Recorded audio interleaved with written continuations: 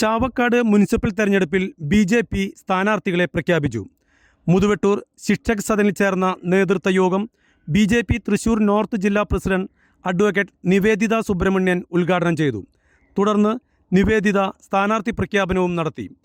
2-ാം വാർഡിൽ ഗ്രാമകുളത്ത് കെ രാധാകൃഷ്ണൻ, 3-ാം വാർഡ് തിരുവത്ര നോർത്തിൽ കെ.സി.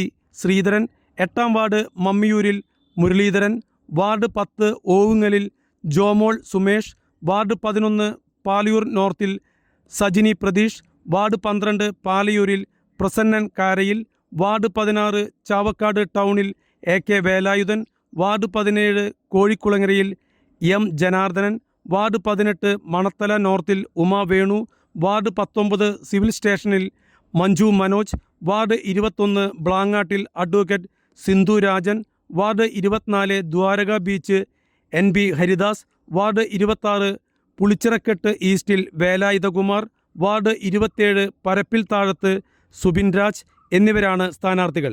സ്ഥാനാർത്ഥി പ്രഖ്യാപന ചടങ്ങിൽ ബി.ജെ.പി. മണ്ഡലം പ്രസിഡന്റ് വർഷ മണികണ്ഠൻ അധ്യക്ഷത വഹിച്ചു.